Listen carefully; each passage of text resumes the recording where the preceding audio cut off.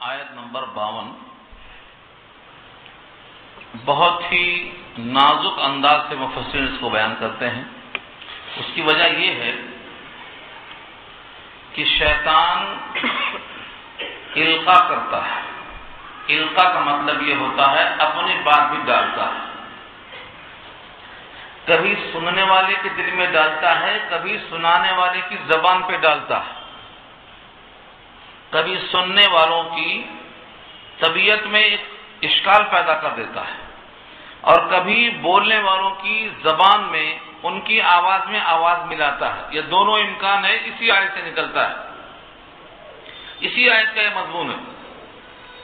اس پر ایک بہت طویل حدیث ہے جس کا نام ہے الغرانیق، لیکن وہ حدیث محدثین کی ترازو میں صحیح نہیں اترتی، اسی لیے اس حدیث پر اس آیت کی تشریح موقوف نہیں ہے، کیونکہ جب وہ صحیح ہی نہیں ہے تو اس پر آیت کی وضاحت کرنا اور موقوف سمجھنا یہ صحیح نہیں ہے۔ اس لیے ہم اس حدیث کو یہاں بیان نہیں کریں گے جس کا نام حدیث الغرانیق، وہ سورہ نجم میں آ چکی ہے، لیکن اس آیت کے لفظوں کو آپ سمجھ لیں۔ ہم کوشش کریں گے کہ آپ کو دونوں انداز سے بات سمجھ میں آ جائے کہ شیطان کتنی کوشش کرتا ہے۔ جب کبھی کوئی بات نبی اپنے زبان سے نکالتے ہیں صلی اللہ علیہ وسلم، اور ایک نبی اور ایک رسول نہیں، جتنے رسول آئے، جتنے نبی آئے، ان میں سے کسی نے جب کوئی بات زبان سے نکالا اور پیش کیا تو شیطان کیا کرتا ہے؟ سننے والوں کے دل میں ان کی مخالفت میں اشکال پیدا کر دیتا ہے۔ ایک مفہوم تو یہ ہے، اور دوسرا مفہوم یہ ہے کہ جب کبھی کوئی نبی نے پیغام پہنچایا اور کوئی رسول نے کوئی پیغام پہنچایا تو یہ شیطان اس نبی کی اور رسول کی بات میں اپنی بات کو ملا کر مجمع عام میں پھیلا دیتا ہے۔ اگر یہ پہلی بات صحیح ہے کہ سننے والوں کے دل میں ڈالتا ہے سوالات، اشکال، خیالات، خلجان، تب تو کوئی بحث کی بات نہیں ہے، لیکن اگر یہ بات درست ہے کہ کلام میں اپنی آواز ملا دیتا ہے اور نبیوں کے خیالات میں اپنی بات ملا دیتا ہے، پھر اللہ اسے کینسل کرتے ہیں اور منسوخ کرتے ہیں، تو پھر شریعت کے بارے میں لوگوں کو خدشہ ہو جائے گا کہ نہ جانے کہاں کہاں اس نے ملا دیا ہو۔ اس لیے اس پہلو پر بہت اہم کلام کیا ہے شارحین نے۔ پہلے آپ لفظوں کو دیکھنے کی کوشش کریں۔ وَمَا أَرْسَلْنَا مِن قَبْلِكَ مِن رَّسُولٍ وَلَا نَبِيٍّ إِلَّا إِذَا تَمَنَّىٰ أَلْقَى الشَّيْطَانُ فِي أُمْنِيَّتِهِ وَمَا أَرْسَلْنَا، اور نہیں بھیجا ہم نے، واو کے معنی اور ارسلنا فعل ماضی ہے اور ما اس کا نیگیٹو ہے، ما ارسلنا ہم نے نہیں بھیجا،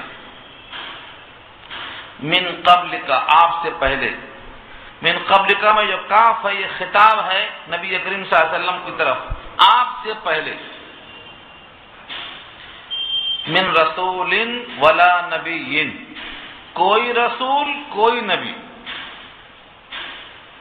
اب رسول اور نبی میں فرق کیا ہے اللہ نے؟ نبی کسے کہتے ہیں، رسول کسے کہتے ہیں؟ یہ دونوں لفظوں کی وضاحت ترجمے کے بعد کریں گے۔ کوئی نبی اور کوئی رسول ہم نے آپ سے پہلے نہیں بھیجا، الا مگر، اذا تمنا، تمنا کے معنی لغت کے اعتبار سے تمنا کے معنی آتے ہیں خواہش کرنا، خیال باندھنا، تصور میں کوئی بات، کوئی مضمون جمع کر پیش کرنے کی ترتیب دینا، اور تمنا کے ایک معنی آتے ہیں قراءت کرنا کے بھی۔ تو الا اذا تمنا کے معنی مگر جب پڑھا، تمنا کے معنی پڑھا، قرأت کیا، القى الشیطان تو ڈال دیا شیطان نے، فی امنیتہ ان کے قلوب میں، فی امنیتہ ان کے قلوب میں، یہ امنیت واحد نہیں ہے، جمع، اس کا واحد کیا ہے؟ امنیتن کے معنی آرزو کے آتے ہیں۔ تو جب شیطان نے القاء کر دیا ہے ان کے قلوب میں،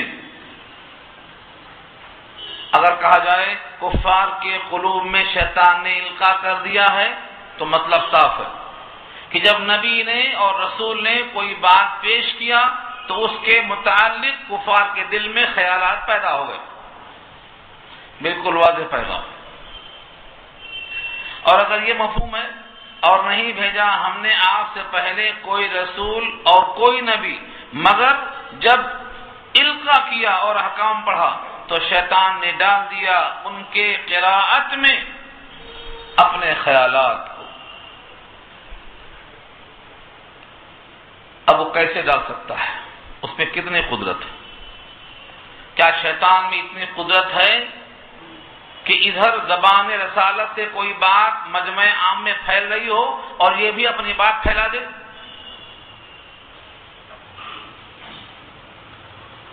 اب یہاں دو لفظ کی تشریح پہلے کر دوں میں، ایک تو نبی اور ایک رسول کی. نبی نبأ سے بنا ہے، نبأ یبنؤ کے معنی آتے ہیں خبر دینا. نبی اس میں فاعل ہے خبر دینے والا. اب شریعت کی اصطلاح میں نبی کہتے ہیں جس کو اللہ نے نبوت کے مقام پر فائز کیا، یعنی جس نے اللہ کا پیغام اللہ سے لیا اور بندوں کو پہنچایا. اس سے قطع نظر کہ ان کو نئی کتاب ملی یا نہیں ملی. جیسے حضرت ہارون نبی ہیں لیکن کوئی کتاب نبی کو نہیں ملی، وہ حضرت موسیٰ پر جو کتاب نازل ہوئی تورات اسی کے فالوورز تھے، اسی کو پہنچاتے رہے. اور رسول کہتے ہیں جس کو نئی کتاب نئی شریعت دی گئی ہو، وہ نئی شریعت کا پابند ہو. اس طرح سے حضرت موسیٰ علیہ السلام، سید الانبیاء، یہ سب رسول ہیں. یہاں سے بات معلوم ہوئی کہ رسول خاص ہے، نبی عام ہے. ہر رسول نبی بھی ہوتا لیکن ہر نبی رسول نہیں ہوتا، لازم نہیں ہے. کبھی ایسا ہوتا ہے کہ وہ رسول بھی ہوتا ہے نبی بھی ہوتا. کبھی یہ ہو سکتا ہے کہ وہ رسول ہو اور نبی ہو، لیکن نبی کا رسول ہونا لازم نہیں ہے. گویا ان میں نسبت ہے عام خاص مطلق کی. جیسے ہم کہیں کہ ہر کوا کالا ہوتا ہے لیکن ہر کالی چیز کوا نہیں ہوتی. ہر کوا کالا ہوتا ہے لیکن ہر کالی چیز کوا نہیں ہوتی. اس کے درمیان نسبت کیا ہے؟ عام خاص. ہر رسول نبی ہوتا ہے لیکن ہر نبی رسول نہیں ہوتا، کیونکہ ہر رسول صاحب کتاب ہوتا، صاحب شریعت ہوتا، لیکن نبی اللہ کا پیغام پہنچاتے ہیں. تو جب کبھی کسی رسول نے اور کسی نبی نے اللہ کا کلام پہنچایا تو شیطان نے القا کیا. القا مخاطب کے دل میں کیا یا القا نبی اور رسول کے الفاظ کے ساتھ ملا کر دیا؟ اگلے ٹکڑے سے یہ بات معلوم ہوتی ہے کہ نبی کے الفاظ کے ساتھ ملایا. اگلا ٹکڑا کون سا ہے؟ فَيَنْسَخُ اللَّهُ مَا يُلْقِي الشَّيْطَانُ. اللہ منسوخ کر دیتا ہے وہ جو القا کرتا ہے شیطان. شیطان نے جتنا القا کر دیا ہے اتنا اللہ منسوخ کر دیتے ہیں. اب اگر مخاطب کے دل میں اشکال ڈال دیا ہے یہ القاء شیطانی ہے، تو جب نبی اس کا جواب دے کے وضاحت کر دیتے ہیں، دلائل پیش کر دیتے ہیں، تو وہ القاء شیطانی ختم ہو جاتا ہے. اور اگر نبی کی زبان سے الفاظ نکلتے ہیں اور شیطان ساتھ میں ملانا چاہتا ہے تو شیطان کے ملائے ہوئے الفاظ کو اللہ واضح کر کے منسوخ اور کینسل کر دیتے ہیں. اور منسوخ کرنے کی دو شکلیں ہیں کہ سب کے ذہن سے فراموش کر دیتے ہیں، سب کے ذہن سے فراموش کر دیتے ہیں. اور قرآن کریم میں یہ پیچھے بحث آ چکی ہے کہ نسخ قرآن ثابت ہے. ننسخ کے معنی ہم نسخ کر دیتے ہیں، اور نسخ کرنے کی دو شکلیں ہیں. ایک شکل تو یہ ہے کہ دوسری آیت لے آتے ہیں، پہلی آیت کینسل ہو جاتی ہوتے ہوئے بھی. قرآن کریم میں 5 آیتیں ایسی ہیں جس پر امت کا اجماع ہے کہ یہ منسوخ ہے اور کینسل ہے. آج بھی وہ پڑھی جاتی ہیں، تلاوت کی جاتی ہیں، مگر ان کا حکم کینسل ہے. ہندوستان کے مشہور عالم شاہ ولی اللہ دہلوی رحمۃ اللہ علیہ کی کتاب الفوز الکبیر، جو تفسیر کے فن میں اصول تفسیر پر مانی ہوئی کتاب ہے، وہ 20 آیتوں کا انتخاب کرتے ہیں، لیکن کم سے کم کریں تب بھی 5 آیتوں پر امت کا اجماع ہے. آیتیں ہیں، احکام منسوخ ہیں. اور ایک شکل یہ ہے کہ سارے ذہنوں سے فراموش کر دیں.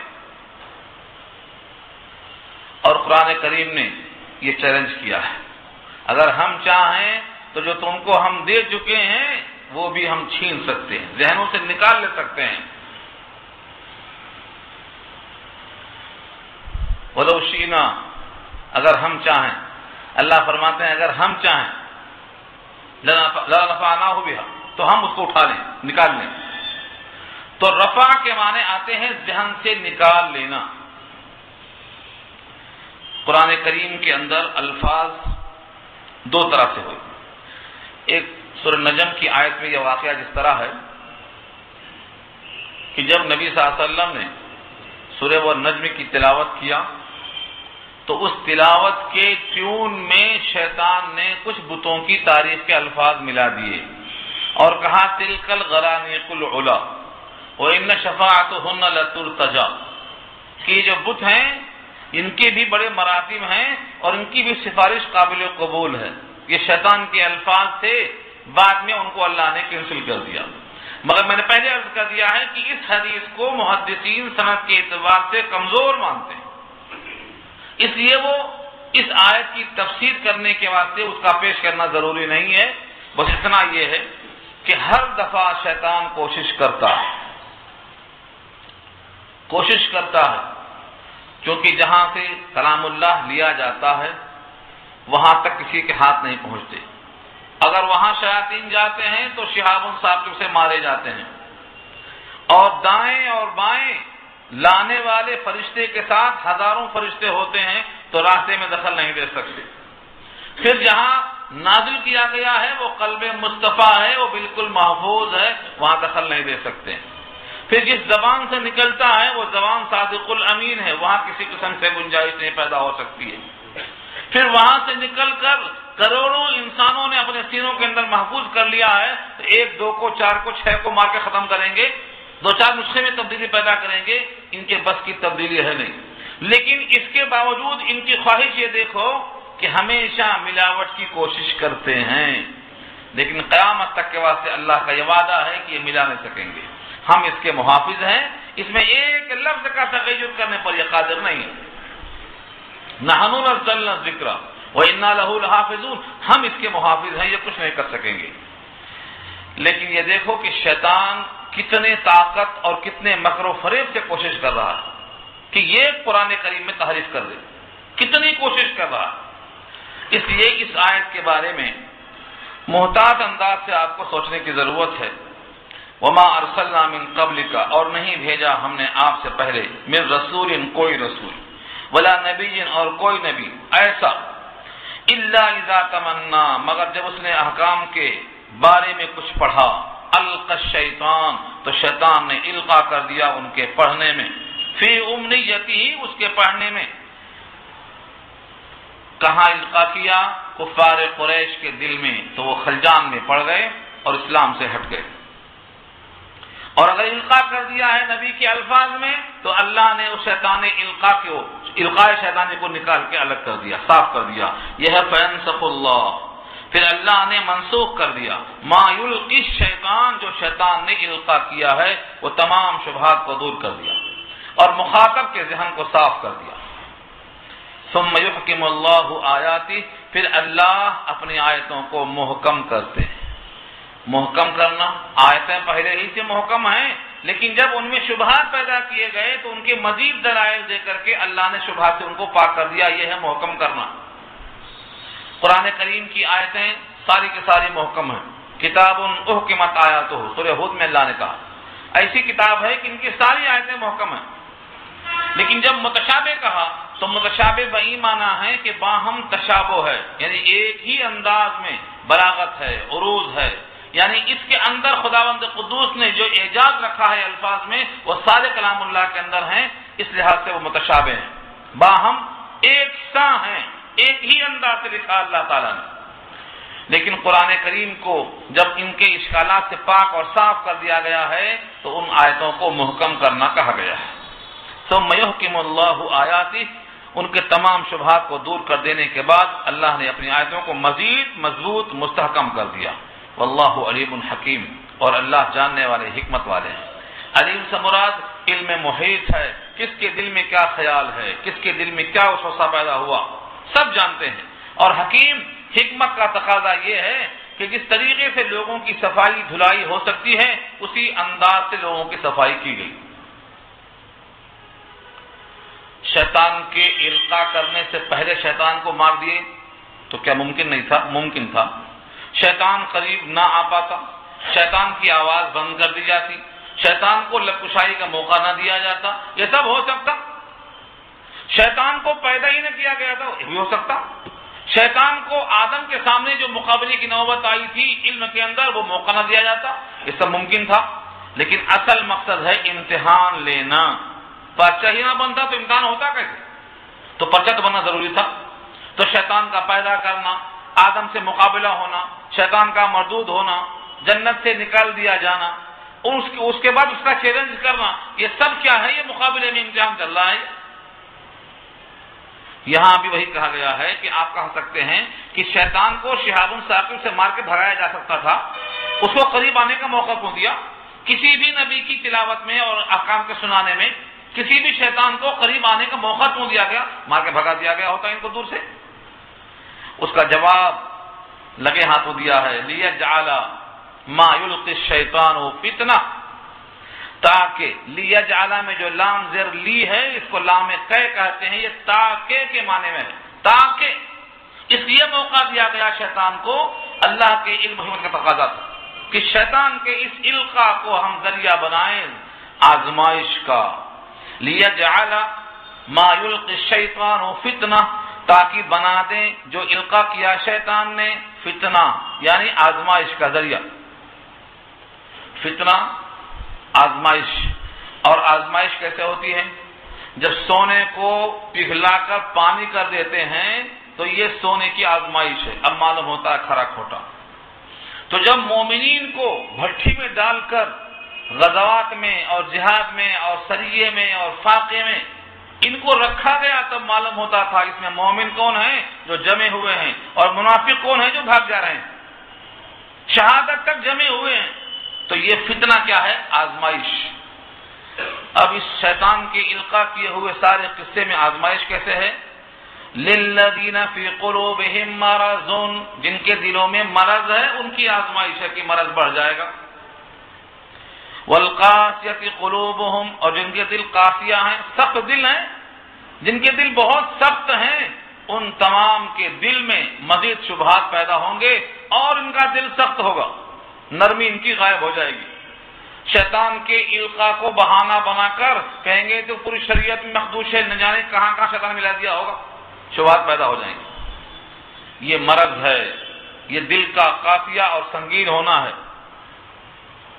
وَإِنَّ الظَّالِمِينَ لَفِي شِقَاقٍ بَعِيدٍ، اور بے شک ظالمین جتنے بھی ظالم ہیں، چاہے وہ ظلم کا اعلیٰ درجہ یعنی شرک کرنے والے ہوں یا ظلم کا ادنا درجہ کہ اپنے آپ پر ظلم کرنے والے ہوں، لفی شقاق بعید، دور کی مخالفت میں ہیں، دور کی ضد میں ہیں، بڑی سخت مخالفت میں ہیں۔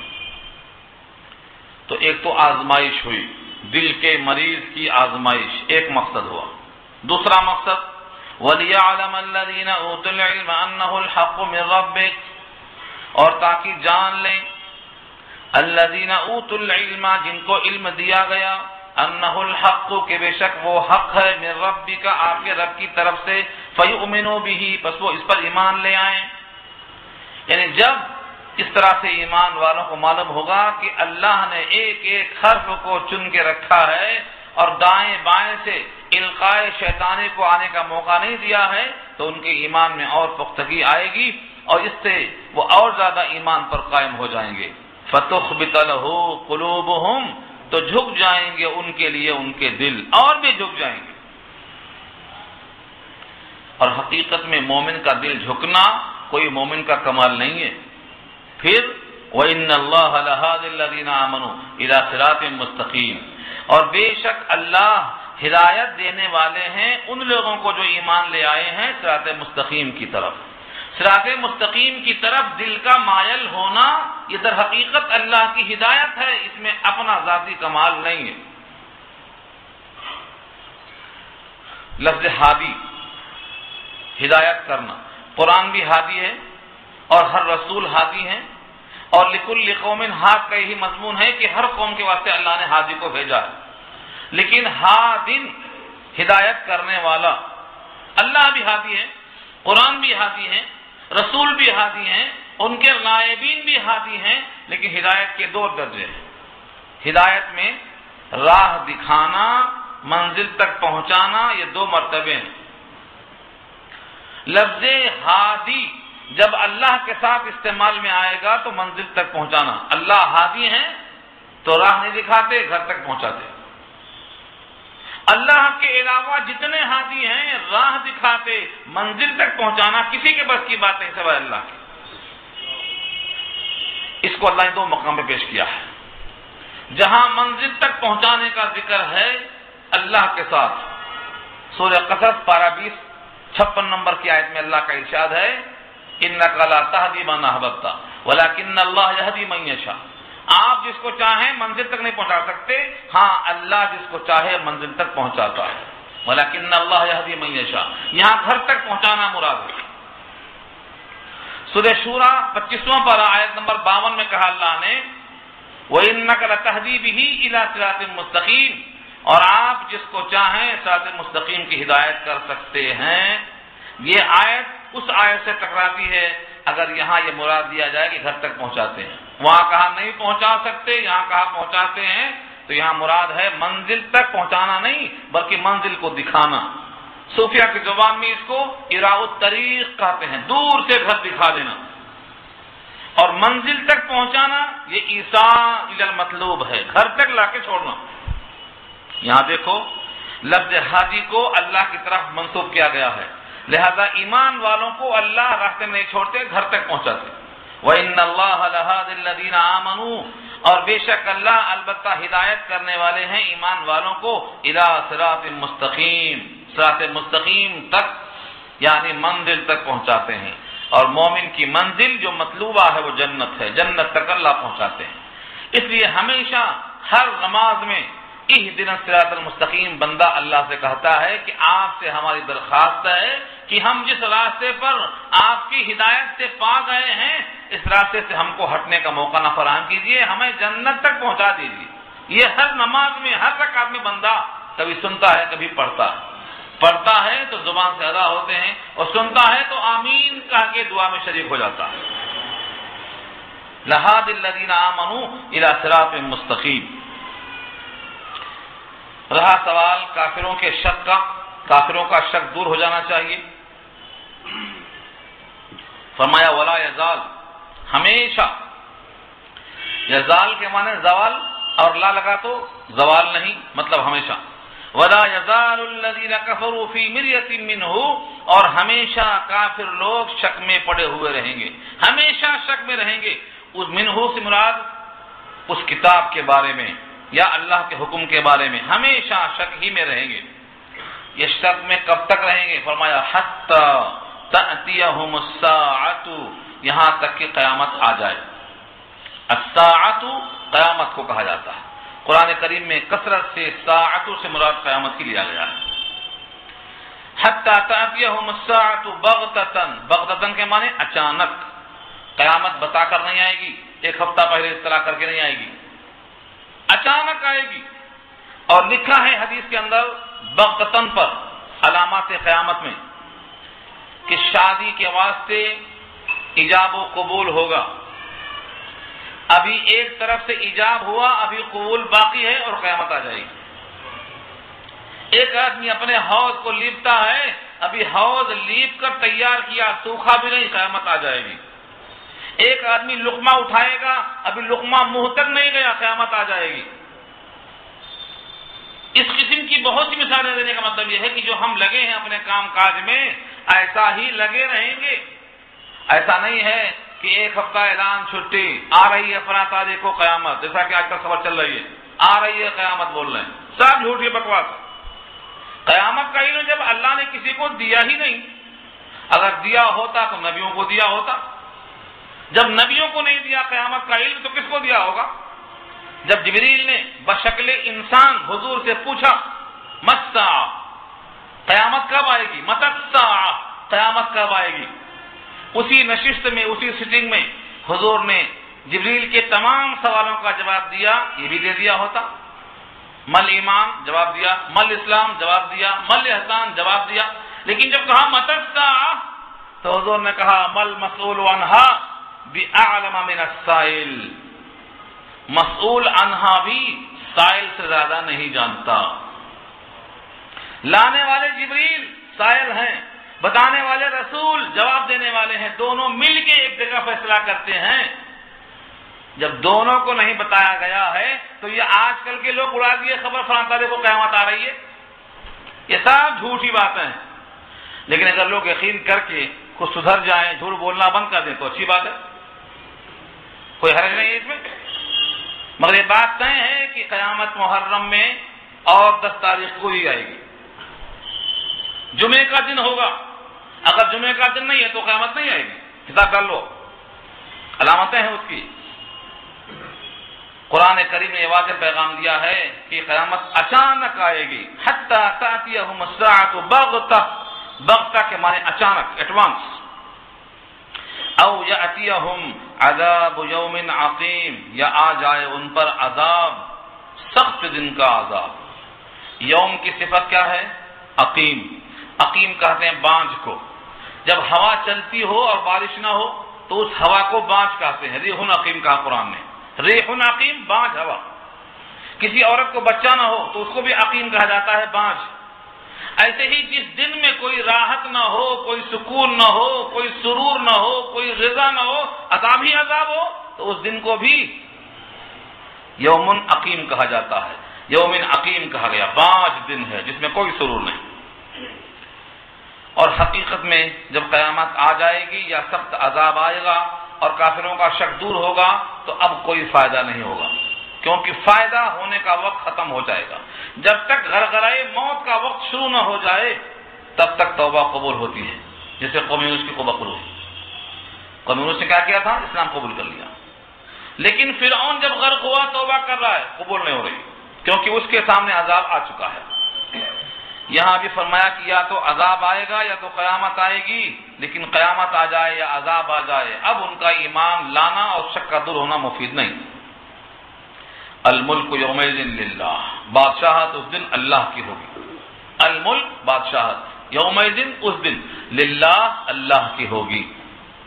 اس سے یہ شبہانہ پیدا کیا جائے کہ پھر آج کس کی بادشاہت ہے؟ آج بھی اللہ کی بادشاہت ہے۔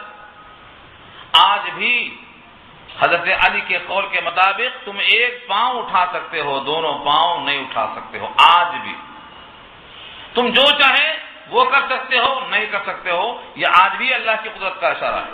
وما تشاءون الا ان یشاء اللہ رب العالمین، تم نہیں چاہ سکتے ہو مگر جو اللہ چاہتا ہے، جو رب العالمین ہے۔ تم کو جتنا اختیار دیا ہے تم اتنا کر سکتے ہو، اختیار کے باہر نہیں کر سکتے۔ اختیار کے باہر اگر بندہ کر سکتا تو بہت کچھ کر لیتا، یہ بہت کچھ نہیں کر سکتا۔ کسی شاعر نے کہا تھا کسی مختار ہستی کے تصرف کی دلیلیں ہیں میرا ہر کام میں، ہر بات میں ناکام ہو جانا، ارادہ میں یہ کرتا ہوں یہ ہو جا رہا۔ حضرت علی کا مقولہ اسی پر ہے، عرفت ربی بفتح العزائم، میرے ارادوں کو ٹوٹتا ہوا پا کر میں نے پہچان لیا کہ میرا کوئی رب ہے، ورنہ میرا چاہا ہوا کیوں نہیں ہو رہا ہے۔ اسباب ہیں، وسائل ہیں، سب کچھ موجود ہے، مگر میں سب کچھ نہیں کر سک رہا ہوں۔ تو بندہ آج بھی مکمل حاکم نہیں ہے، لیکن تھوڑا سا اختیار دیا گیا ہے۔ چاہے تو قرآن سن لو، چاہے تو گانا سن لو، اختیار دیا نہیں دیا؟ اس پیسے کو چاہو تو حلال جگہ پہ خرچ کر دو، اس پیسے کو چاہو تو فضول خرچی میں لگا دو، اختیار دیا ہے تھوڑا سا۔ لیکن جب یہ وقت آئے گا الملک یومئذ للہ، تو بادشاہت اس دن اللہ کی ہوگی۔ آج ذرہ برابر اختیار کسی کو نہیں ہوگا، اتنا اختیار نہیں ہوگا کہ اپنے پاؤں جہاں ہیں وہاں سے ہٹ جائیں، کھڑا رہے گا۔ محشر کے میدان میں اتنی جگہ ہوگی کہ دونوں پاؤں رکھ کے کھڑا ہو جائے بس۔ یہاں تو ماشاءاللہ بیٹھے ہیں آپ گدے پہ، مگر لائٹ نہیں ہے تو کیسی قرآن ہو رہی ہے، بے چینی ہو رہی ہے، لمبا گھنٹہ معلوم ہو رہا ہے۔ لیکن محشر کے میدان میں سارے جہان کے مرد عورت ننگے کھڑے ہوں گے، لباس نہیں ہوگا، اور جگہ کتنی ہوگی کہ دونوں پاؤں زمین پر رکھ سکیں، بس اتنی گرمی ہوگی کہ پسینے میں ڈوبتے ہوئے نظر آئیں گے، کسی کا پسینہ گھٹنے تک، کسی کا کمر تک، اور کسی کا پسینہ اس کے منہ میں لگام دے رہا ہوگا، پاؤں ہٹانے کی طاقت نہیں ہوگی، کیونکہ اس دن کامل حکومت بادشاہت اللہ کی ہوگی، اور سری آواز آئے گی لمن الملک اليوم، آج کس کی بادشاہت ہے، بولو، کوئی آواز نہیں آئے گی، کروڑوں انسانوں میں سے کوئی ایک آواز دینے کو تیار نہیں ہوگا، اللہ خود کہیں گے للہ الواحد القہار، آج اسی کی بادشاہت ہے جو تنہا ہے، اکیلا ہے، قہار ہے، زبردست ہے، کسی کی آواز نہیں آئے گی۔ تو اس آیت میں اللہ نے واضح کیا ہے کہ آج بھی تو بادشاہت اللہ ہی کی ہے، لیکن تھوڑا سا اختیار تم کو بھی دیا گیا ہے، تم مجازی مالک ہو، اس گھوڑے کے مالک ہو، اس زمین کے مالک ہو، اس گھر کے مالک ہو، تمہارا یہ اختیار جو مستعار ہے تم نے اس کو ہمیشہ کی ملکیت سمجھ لیا ہے۔ الملک یومئذ للہ، بادشاہت ہوگی اس دن اللہ کی، یحکم بینہم، ان کے درمیان اللہ فیصلہ کریں گے، عملی فیصلہ کر دیں گے، فکری فیصلہ تو کر چکے ہیں، قرآن میں یہاں موجود ہے، وہ فیصلہ کیا ہے؟ جو ایمان والے ہیں، عمل صالح کر کے آنے والے ہیں، وہ جنت کی نعمتوں میں ہوں گے، یہ فکری فیصلہ ہے۔ اس کے برخلاف جنہوں نے کفر کیا، ہماری آیتوں کو جھٹلایا، وہ ذلت والے عذاب میں ہوں گے، یہ فیصلہ ہے اللہ کا، یہ فیصلہ یہاں آ چکا، آج سے 1430 سال پہلے یہ فیصلہ آ چکا ہے، اور یہ فیصلہ آدم سے لے کر ایدم ہر نبی نے سنا دیا ہے، ایمان عمل صالح جنت میں جائیں گے، اور کفر اور تکذیب کرنے والے جہنم میں جائیں گے، یہ فکری فیصلہ ہے۔ لیکن یہ جو فیصلہ ہوگا قیامت میں، یحکم بینہم، یہ عملی فیصلہ ہوگا، عملاً ہکال کر ڈال دیے جائیں گے، نعمتوں میں داخل کیے جائیں گے ایمان والے، اور عذاب میں بھیجے جائیں گے کفر اور شرک والے، تو یہ عملی فیصلہ ہوگا، اور فکری فیصلہ ہو چکا ہے۔ فالذین آمنوا وعملوا الصالحات فی جنات النعیم، بس وہ لوگ جو ایمان لے آئے اور عمل صالح کیے جنت کی نعمتوں میں ہوں گے، جنات النعیم، یہ نعیم نعمتوں سے بنا ہے، جنت کی بہت سی اقسام ہیں، جنت الفردوس، جنت الماوا، جنت النعیم، جنات عدن، ایسے ہی جنات النعیم کا مطلب چین کے باغوں میں ہوں گے، ہر قسم کی راحت ہوگی۔ والذین کفروا وکذبوا بآیاتنا، اور جن لوگوں نے کفر کیا، کفر کے معنی انکار، ساری آیتوں کا نہیں، ایک آیت کا انکار بھی ساری آیتوں کا انکار ہے، سمجھ لو اچھی طرح، قرآن کریم کی ایک آیت کا انکار بھی ساری آیتوں کا انکار کے برابر ہے۔ مثلا ایمان مفصل کی 7 جز ہیں، 7، آمنت باللہ وملائکتہ وکتبہ ورسلہ والیوم الآخر والقدر خیرہ وشرہ من اللہ تعالی والبعث بعد الموت، یہ 7 جز میں سے اس نے ایک نہیں مانا، 6 کو مانا، تو کیا کہیں گے آپ؟ اسے مومن کہیں گے آپ؟ ایک جز کا انکار کیا ہے تو اس کو مومن نہیں مان سکتے آپ۔ ٹھیک ایسے ہی ساری آیتوں میں سے ایک آیت کا بھی انکار کرے گا تو مومن نہیں ہو سکتا، ایک آیت کا انکار ساری آیتوں کے انکار کے برابر ہے۔ اس لیے فرمایا جنہوں نے ہماری آیتوں کو جھٹلایا، اور جھٹلانا یہ ہے کہ آیتوں کے خلاف عقیدہ رکھنا، آیتوں کے خلاف چرچے کرنا، آیتوں کے مضمون سے ٹکراتا ہوا بیان دینا، آیتوں کے مخالفت میں اپنی رائے قائم کر لینا اور لوگوں کو اسی گمراہی پر لے آنا، یہ سب آیتوں کا انکار ہے۔ اگر کوئی آیت کا مضمون ہماری مضمون سے ٹکراتا ہے تو ہم کو توبہ کرنا چاہیے، ہمیشہ اس بات کا لحاظ ہونا چاہیے، کسی بھی آیت کی خلاف ورزی کرنا ہرگز جائز نہیں، یہ کفر ہے۔ والذین کفروا وکذبوا، جنہوں نے جھٹلایا ہماری آیتوں کو اور کفر کیا، فاولئک لہم عذاب مہین، تو ان کے لیے عذاب ہے اہانت والا، مہین کے معنی توہین والا، اہانت والا عذاب ہے۔ عذاب تو ہوتا ہی ہے توہین کا، لیکن جس اللہ نے عذاب کی صفت مہین استعمال کیا ہے وہ کتنا ذلت والا عذاب ہوگا۔ جہنم میں آدمی گرے گا 70,000 برس تک گرتا ہی رہے گا، تب پہنچے گا اس کی تہ میں۔ اس جہنم کے اندر اس کے لیے جو عذاب منتخب ہوگا وہ توہین کا عذاب ہوگا۔ اور آپ نے محسوس کیا ہوگا، اب تو عادی ہو گئے آپ قرآن سننے کے، سمجھنے کے، جیسی غلطی ہوتی ہے سزا میں ویسا ہی رخ استعمال ہوتا ہے۔ ایک صاحب تھے، سینہ تان کے چلتے تھے، اسلام کے خلاف اکڑتے تھے، ولید ابن المغیرہ ان کا نام تھا، کافروں کے سردار۔ تو اللہ نے کہا ہے ان کے اس تکبر کی سزا میں کیا دوں گا، ان کو پہاڑ پہ چڑھاؤں گا، اور جب پہاڑ پہ چڑھیں گے تو سینہ تان کے نہیں چڑھ سکتے، پیچھے گر جائیں گے، جھک کے چڑھنا پڑے گا۔ سأرهقه صعودا، یہ اسی کا ترجمہ ہے، سأرهقه صعودا۔ سعود ایک پہاڑ کا نام ہے جو جہنم میں ہوگا، اس پہاڑ پہ چڑھاؤں گا اس کو، جب چڑھے گا اس کے اوپر تو سینہ تانتے ہی پیچھے گرے گا، جھکنا ہے وہاں۔ کیوں سزا کیوں منتخب ہوئی؟ سینہ تاننے کے مقابل میں سینہ کو جھکانا پڑے گا۔ تو اس بندے نے کیا کیا تھا؟ ہماری آیتوں کی تکذیب کیا تھا، ہماری آیتوں سے کفر کیا تھا، ہماری آیتوں کی توہین کیا تھا، ہم اس کو توہین والا عذاب دیں گے۔ تو جیسا جرم ہوگا سزا ویسی ہوگی۔ قرآن کریم نے کئی مقام سے واضح کیا ہے، والذین هاجروا فی سبیل اللہ ثم قتلوا او ماتوا لیرزقنہم اللہ رزقا حسنا وان اللہ لہو خیر الرازقین۔ اللہ تعالیٰ نے یہاں سے ایک خاص مضمون شروع فرمایا ہجرت کا۔ ایک طرف ایمان والے ہیں اور ایک طرف کفر کرنے والے ہیں، ادھر تکذیب ہے ادھر عمل صالح ہے۔ اس کے درمیان کچھ لوگ ایسے بھی ہیں جنہوں نے اللہ کے راستے میں ہجرت کر دیا، وطن چھوڑ دیا۔ پہلے تو مکہ میں 13 سال تک ستائے گئے، اس کے بعد اللہ کا جب حکم آیا تو مکہ چھوڑ دیا۔ کتنا آسان ہے بولنا کہ مکہ چھوڑ دیا، سوچ کے دیکھو، وطن چھوڑ دیا، گھر بھی چھوٹ گیا، جائیداد چھوٹ گئی، گھر کے سارے اسباب چھوٹ گئے، اپنے علاقے میں جو محبتیں تھیں وہ بھی ٹوٹ گئیں، وہاں رہنے کا جو سکون تھا وہ بھی غارت ہو گیا۔ گھر چھوڑ دینا کوئی آسان کام نہیں ہے۔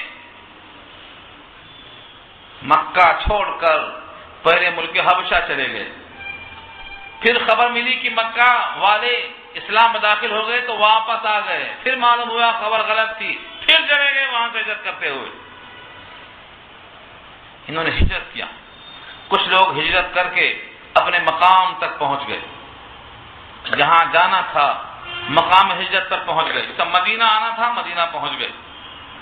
کچھ لوگ ایسے تھے جو مدینہ نہیں پہنچے، راستے میں انتقال ہو گیا۔ سورہ نساء 5واں پارہ میں وہ آیت آ چکی ہے۔ یہ صاحب مکے سے نکلے مدینہ جانے کے لیے، مگر راستے میں وفات ہو گئی، بیمار پڑ گئے۔ لوگوں نے کہا بیچارہ ہجرت کرنے کو نکلا مگر ہجرت کرنے کے مقام تک نہیں پہنچ سکا، پتہ نہیں اجر ملے گا ہجرت کا یا نہیں ملے گا۔ لوگ شک پیدا کرتے، لوگوں کو اللہ کی عطا کا اندازہ نہیں ہے۔ اگر اللہ کی عطا کا اندازہ ہو جائے تو اللہ کے غیر سے مانگنا بھول جائیں گے۔ اللہ سے بڑھ کر سخی کوئی نہیں، اللہ سے بڑھ کر کریم کوئی نہیں۔ اللہ تعالیٰ نے تمام سخیوں کو پیدا کیا ہے، ان کی سخاوت تو اللہ کی عطا ہے۔ جن کی سخاوت پر آپ ناز کرتے ہیں ان کو سخی کا وصف خود دینے والا کتنا سخی ہوگا۔ تو لوگ شک پیدا کرتے رہے، مدینہ پہنچے نہیں، راستے میں انتقال ہو گیا، پتہ نہیں ہجرت کا ثواب بیچارے کو ملے گا کہ نہیں ملے گا۔ اللہ کی غیرت جوش میں آتی ہے اور آیت نازل ہوتی ہے، وَمَنْ يَخْرُجْ مِنْ بَيْتِهِ مُهَاجِرًا إِلَى اللَّهِ وَرَسُولِهِ ثُمَّ يُدْرِكْهُ الْمَوْتُ فَقَدْ وَقَعَ أَجْرُهُ عَلَى اللَّهِ۔ جو اپنے گھر سے نکلا ہجرت کے ارادے سے، گھر سے نکلنا ارادے سے بس یہ کافی ہے۔ وَمَنْ يَخْرُجْ مِنْ بَيْتِهِ، جو شخص نکلا اپنے گھر سے، مہاجرًا ہجرت کرنے کے ارادے سے، إِلَى اللَّهِ وَرَسُولِهِ اللہ و رسول کی طرف، ثُمَّ يُدْرِكُهُ الْمَوْتُ پھر اس کو موت نے پکڑ لیا ہجرت پر جانے سے پہلے، فقد وقع اجرہ علی اللہ، تو اس کا اجر اللہ کے ذمہ واقع ہو چکا۔ یہ کس نے واقع کر دیا؟ اللہ نے خود واقع کر دیا اپنے اوپر، اس کے لیے اجر دینا میرے ذمہ۔ اب مجھے بتائیے، ارادہ ہجرت پر ہجرت کا ثواب ہے، تو جب آپ اچھے کام کا ارادہ کرتے ہیں تو آپ سمجھ لیں کہ اللہ نے آپ کے لیے اجر لکھ دیا، ارادے پر اجر ہے۔ اس آیت میں اللہ نے اسی ہجرت کا فرمایا، والذین ہاجروا فی سبیل اللہ، اور وہ لوگ جنہوں نے ہجرت کی فی سبیل اللہ، اللہ کے راستے میں، ثم قتلوا، پھر مارے گئے، شہید کر دیے گئے۔ بہت سے لوگ راستے مار دیے گئے، وہاں نہیں پہنچ سکے، کچھ تو مر گئے طبعی موت، اور کچھ کو شہید کر دیا گیا۔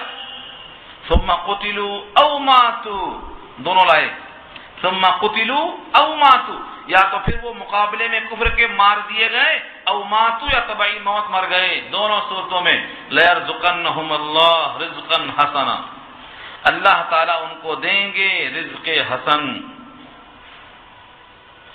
یہاں ایک جملہ اور ہے جو دوسری آیتوں میں آ رہا ہے، وہ کیا ہے؟ ایک شکل تو یہ ہے کہ ہجرت کر کے جہاں جانا تھا مقام ہجرت، مثلا مدینہ یا ملک حبشہ، وہاں پہنچ گئے، اور ایک شکل یہ ہے کہ راستے میں مقابلہ ہوا، شہید کر دیے گئے، یا طبعی موت آئی، مر گئے۔ تین شکلیں ہیں، یہاں دو کا ذکر ہے، مارے گئے یا خود طبعی موت مر گئے، دو کا ذکر یہاں ہے۔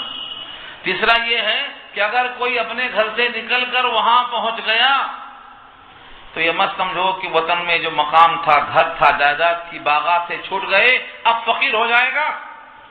ہم وعدہ کرتے ہیں کہ جہاں تھا اس سے بہتر کھانا کھلائیں گے۔ یجدہ مراغما کثیرا وسعا، یجدہ مراغما کثیرا وسعا، وہ پائے گا جہاں جا رہا ہے، حالانکہ وہاں گھر نہیں ہے، وہاں باغ نہیں ہے، وہاں زمین نہیں ہے، لیکن کیا پائے گا؟ مراغما کثیرا، بہترین گنجائش پائے گا، فراوانی پائے گا، خوشحالی پائے گا، بڑے بہترین رزق عطا کریں گے ہم۔ تو اگر مقام ہجرت پہنچ گیا اچھا رزق پائے گا۔ آپ کو معلوم ہے حضرت عبد الرحمن ابن عوف مکے میں جائیداد چھوڑ کر مدینہ جاتے ہیں تو ہاتھ خالی تھا، ایک دم ہاتھ خالی تھا، جیسے ماں کے پیٹ سے بچہ پیدا ہوتا خالی، ایسا خالی تھا۔ صرف ان کے ہاتھ میں تھوڑا سا پنیر خریدنے کی طاقت تھی، بس پنیر۔ مہاجر صحابی کو انصاری صحابی نے کہا آؤ میرا گھر ہے، میری جائیداد ہے، میرا فلاں ہے، کہا تو میں سب مبارک، بتا دو یہاں کہیں قریب میں بازار ہے تو میں کچھ کام کر لیتا ہوں۔ عبد الرحمن ابن عوف کا نام میں کیوں لیتا ہوں؟ کیونکہ یہ ممتاز ہے علم کے ساتھ، مال میں ممتاز ہے یہ، اور ان کی مالداری کا راز بھی لکھا ہے خود انہوں نے۔ کہتے ہیں بازار بتا دو، پہلے دن کیا بیچا؟ صرف پنیر، کچھ نہیں تھا۔ ہمارے پاس نہ جانے کیا کیا کرتے ہیں جینے کے لیے، وہاں پنیر بیچ کر آئے پہلے دن، پنیر۔ اور ابھی کچھ دن نہیں گزرا کہ دیکھا رسول اللہ نے کہ جسم پر دھبے ہیں زعفران کے۔ پوچھا مہجم کیا ہے یہ؟ مہجم کے معنی دھبے کیسے ہیں زعفران کے؟ انہوں نے کہا میں نے نکاح کیا ہے۔ حضور نے کہا نکاح کیا ہے؟ دیکھ رہے ہیں آپ، حضور کو خبر اب ہو رہی ہے نکاح ہونے کے بعد، زعفران دیکھ کر جب پوچھا گیا جب خبر ہو رہی ہے۔ آج اگر کسی کو آپ نہ بلائیں تو وہ بھی خفا، اور بلانے کے بعد وہ نہ آئے تو آپ خفا۔ میں معافی چاہتا ہوں آپ سے، آپ خفا نہیں ہونا۔ شادی میں آنا ضروری نہیں ہے، قرآن کریم کے درس کو چھوڑ کر شادی میں حاضر ہونا ضروری نہیں ہے، نہ سننے والے کو ضروری ہے نہ پڑھنے والے کو ضروری ہے۔ قرآن کا پیغام سب سے اہم ہے۔ نکاح تو دو آدمی وہاں مل جائیں گواہ تو بس کافی ہے۔ سارا جہان کو جمع کر کے ڈھونگ پکارا کرنا، 18 آئٹم کھانا کھلانا، اس سے بڑھتی عزت اللہ بڑھاتے ہیں۔ فَمَن يُهِنِ اللَّهُ فَمَا لَهُ مِن مُكْرِمٍ، اور جس کی اہانت اللہ کر دیں گے اس کا اکرام کوئی نہیں کر سکے گا۔ تو عبد الرحمن ابن عوف نے اپنے شادی میں حضور کو نہیں بلایا، سن لو کان کھول کے۔ جب حضور نے پوچھا محیم یہ کیا ہے تو فرمایا میں نے شادی کی ہے. کہا کتنا دیا مہر میں؟ ہمارے پاس کیا پوچھتے کتنا ملا جہیز میں؟ فرق ہے دیکھو کہاں سے کہاں پہنچ گئے. پہلا سوال ہوتا ہے میاں کتنا ملا، کون سی گاڑی ملی، کون سا فرنیچر ملا، کتنی جائیداد ملی، کون سا فلیٹ ملا. یہ مسلمان ہیں رسول اللہ کے عاشق. حضور نے کیا پوچھا کم سکتا، تم نے جب اس عورت کو حاصل کر لیا اس سے استمتاع اٹھانے سے پہلے، اس سے فائدہ اٹھانے سے پہلے تم نے کیا پیش کیا؟ تو فرمایا نواتم من ذہب، ایک سونے کی گٹھلی میں نے پیش کیا ہے. سونے کی گٹھلی مہر میں نقد پیش کیا ہے. ہمارے پاس مرنے کے وقت معافی مانگ لیں گے، بس مرتے وقت معافی نہیں. عبد الرحمن ابن عوف کی مالداری کا راز یہ ہے کہ نقد دیتے ہیں نقد لیتے ہیں، ادھار نہیں جانتے ہیں. وہ انہوں نے کبھی کاروبار ادھار نہیں کیا. ان کو لکھا ہے جب ان سے پوچھا گیا کہ آپ کی مالداری کا راز کیا ہے تو فرماتے ہیں میں نے کبھی نقد ہی کام کیا ہے، ادھار کام نہیں کیا ہے. اور میں نے کبھی گراہک نہیں چھوڑا ہے، چاہے نفع کتنا ہی کمائے میں نے گراہک نہیں چھوڑا. اور ان کی مالداری کا راز یہ ہے کہ بڑے صاف تھی، بہت صاف. نبی صلی اللہ علیہ وسلم نے جب پوچھا اور گٹھلی کو پیش کرنے کا ذکر کیا تو پنیر جا کر سونے کی گٹھلی بنا. دیکھو میں دکھانا چاہتا ہوں، یہ پنیر جا کر سونے کی گٹھلی بنا. اور یہ عبد الرحمن ابن عوف اب آگے جا کر کے اتنے مالدار ہیں کہ مسلمانوں کا کوئی بھی کام آیا تو سب سے پہل کرنے والے یہی عبد الرحمن ابن عوف ہے. اور زمانہ آ گیا جب اتنا مال آیا کہ دسترخوان پہ نعمتوں کی بوچھار ہو گئی تو روزہ رکھنے کے بعد افطار کرنے کا وقت دیکھا اتنے انواع و اقسام، بجائے روزہ کھولنے کے رونے لگ گئے. روتے روتے ہچکیاں بچ گئیں. لوگوں نے کہا کیا بات ہے؟ کہا ایک زمانہ تھا ہمارے مصعب بھائی مصعب بن عمیر کے لیے کفن کے لیے کپڑا نہیں تھا. سر چھپاتے تو پیر کھلتا اور پیر چھپاتے تو سر کھل جاتا. بالآخر رسول اللہ کے حکم سے اس کپڑے کو سر کی طرف کر دیا اور پاؤں پہ گھاس ڈال دیا جس کا نام اذخر گھاس ہے. گھاس ڈال کے دفن کر دیا. آج اتنی نعمتیں دسترخوان پہ آ گئی کہ ہم گن نہیں سکتے. ہمیں یاد آ گیا سورہ احقاف پارہ 26 کی آیت یاد آ گئی کہ کل قیامت میں کچھ لوگوں سے کہیں گے اذهبتم طیباتکم فی حیاتکم الدنیا واستمتعتم بها، کہ تم نے تو اپنی تمام کارگزاریوں کا بدلہ دنیا ہی میں لے لیا نعمتوں کی شکل میں، اب میرے پاس کیا لینے آئے ہو؟ کچھ لوگوں سے اللہ ایسا کہیں گے قیامت میں اذهبتم طیباتکم فی حیاتکم الدنیا واستمتعتم بها فالیوم تجزون، تم نے دنیا ہی میں سب کچھ پا لیا، اب میرے پاس کیا لینے آئے ہو؟ یہ نعمتیں دیکھ کر مجھے یاد آ گیا یہ ہیں عبد الرحمن ابن عوف جنہوں نے جہیز میں لیا نہیں تھا، نکاح میں گٹھلی دیا تھا، اللہ نے یہ عطا فرمایا.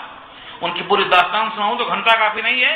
وہ فرماتے ہیں کہ ان کی میراث جب تقسیم ہوئی تو ان کے اندر جتنے ورثہ تھے سب کو سونے کلہاڑیوں سے کاٹ کاٹ کے بانٹے گئے. اور آج جو جہیز لے کر بیٹھ جاتے ہیں یہ ان کے بعد کبھی وسعت نہیں آتی، ہمیشہ لیتے ہی رہیں گے، کبھی دینے کے لائق نہیں بن سکیں گے یہ، کیونکہ ان پر اللہ کی مار ہے. اللہ نے خود فرمایا ہے جو کسی سے مال لیتا ہے مالدار بننے کے لیے اشراف نفس اور لالچ کے ساتھ، اللہ تعالیٰ اس کے مال میں کبھی برکت نہیں دیتے.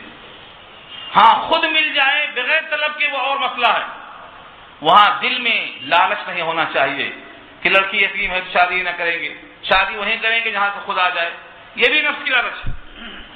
صحابہ کرام کی طرح اپنا دل، اپنا ایمان، اپنا بھروسہ اللہ پہ رکھو. اللہ اس پر قاضی مطلق ہے کہ مہاجر کی ہجرت کا بدلہ دیتے ہیں. مر گیا تو اجر ملے گا، مار دیا گیا شہادت ملے گی، مقام تک پہنچ گیا تو مراغمن کثیرا وسعا، اتنی خوشحالی دے دیں گے ہم کہ خوشحال نظر آئیں گے. آج تک مکے والے خوشحال نظر آتے ہیں اور آج تک مدینے والے خیرخواہ نظر آتے ہیں. ان کی ضیافت، ان کی مہمان نوازی، ان کی روزہ افطار کرائی آپ دیکھتے رہ جائیں گے. یہ انہی کو اعزاز حاصل ہے. تو اس آیت میں اللہ نے یہ پیغام دیا ہے والذین ہاجروا فی سبیل اللہ، اور وہ لوگ جنہوں نے ہجرت کیا اللہ کے راستے میں، ثم قتلوا پھر مارے گئے، او ماتوا شہید کیے گئے یا مارے گئے، لَيَرْزُقَنَّهُمُ اللَّهُ رِزْقًا حَسَنًا تو ضرور بضرور اللہ ان کو دیں گے رزق حسن، عمدہ رزق دیں گے۔ قتلوا شہید ہوئے تو وہاں رزق، شہید کو رزق ملتا ہے، شہید کو رزق ملتا ہے، یہ قرآن کی نص سے قطعی ثابت ہے۔ لوگ سمجھتے ہیں کہ شہید ہو گیا تو رو بیٹھ کے اب ماتم کرو، شہید کو رزق ملتا ہے، یہ اللہ فرماتے ہیں یرزقون، رزق دیے جاتے ہیں۔ جنت کے سبز پوٹوں میں معلق قندیلوں میں سیر اور تفریح کرتے ہیں، جو عرش کے نیچے معلق قندیلوں میں سیر و تفریح کرتا ہو، ہم ان کے لیے ہائے ہائے کریں کہ مر گئے تو زندہ جاوید نہیں۔ تو لوگوں نے محرم کی شادی کو اس ایک واقعے کی بنیاد پر یوں سمجھا کہ 10 محرم تک شادی ہی نہیں ہوتی، شادی خانے بند۔ میں تو چاہتا ہوں کہ ہمیشہ بند رہے شادی خانے، کھلنے کی ضرورت نہیں ہے، مسجدیں کافی ہیں اس کام کے لیے، لیکن محرم میں کیوں بند ہوتی ہیں یہ؟ کیونکہ لوگ سمجھتے ہیں کہ محرم کا مہینہ منحوس ہے، اس میں شادی نہیں کرنا، یہ تو ماتم کا موسم ہے۔ لا حول ولا قوت الا باللہ، یہ بیمار ذہنیت ہے۔ جتنے عمدہ کام ہوئے ہیں سب محرم میں ہوئے۔ حضرت نوح کی کشتی جودی پہاڑ سے کب لگی؟ محرم میں لگی۔ حضرت آدم کی توبہ قبول کب ہوئی؟ محرم میں قبول ہوئی۔ نبی کریم صلی اللہ علیہ وسلم کی پہلی شادی جناب خدیجہ سے کب ہوئی؟ محرم میں ہوئی۔ ہم سمجھتے ہیں کہ محرم آیا تو ماتم قطع بن جاؤ۔ محرم کا مہینہ عظمتوں کا مہینہ، قیامت آئے گی تو 10 محرم کو آئے گی۔ عرفات کے میدان میں نبی صلی اللہ علیہ وسلم کا صریح اعلان موجود ہے، کئی واقعات آپ کے سامنے آئیں گے۔ ایک واقعہ کربلے کا ہے سن 61 ہجری کا، جو یزید کے ہاتھوں پیش آیا، اس کی بنیاد بنا کر کے ہم ماتم کرتے ہیں، لیکن جتنے وہاں شہید ہیں وہ پورے کے پورے جنت میں ہیں، اور جنت میں ہیں خوشخبریاں حاصل کرتے ہیں، اور وہ اللہ سے کہتے ہیں کہ میرے پیچھے لوگ رو رہے ہوں گے، ان کو اطلاع کر دو کہ ہم بڑے مزے میں ہیں، رونے کی ضرورت نہیں ہے بلکہ ہمارے راستے پر چلنے کی ضرورت ہے، کہو ان سے۔ اللہ نے کہا ٹھیک ہے، یہ پیغام ہم پہنچائے دیتے ہیں سورہ یاسین کے حوالے سے، بما غفر علی ربی وجعلنی من المکرمین۔